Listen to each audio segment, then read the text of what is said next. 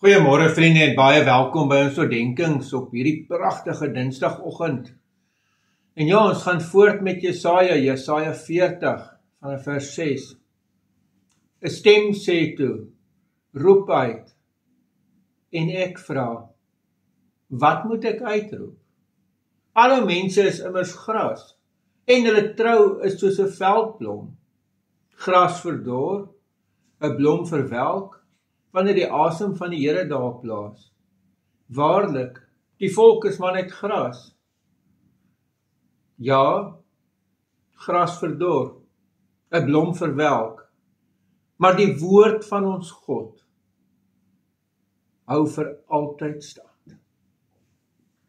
Vriende, hier hoor ons iets van die profeet se, kan ons maar sê, moedeloosheid, bekommernis.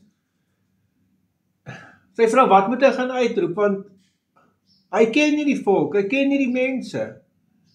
En daarom sê hy, gras verdor, blom verwelk, dit is net, dit hou nie. En dan word dit teenoorgestel, teenoor die woord van God. Maar, hierdie groot woord in die Bybel, né?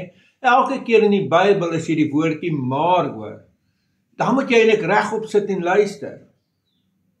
Maar die woord van ons God hou stand vir altyd. Ja, dit is nie asof die volk hulle les geleer het en nou gaan hulle nie weer sondig nie. Dit besef die profeet. So hierdie boodskap van verlossing, hierdie boodskap van God se sorg, hang nie af van die volk se getrouheid nie. Dit word gegrond in God se woord, wat vir altyd stand hou. Amen. Here almagtige God, dankie dat ons weet dat U woord hou vir altyd stand. Dankie dat ons daarop mag vertrou, in die naam van ons Here Jesus Christus. Amen. Vriende, mag jy 'n baie mooi en ook 'n baie geseënde dag hê. Totsiens.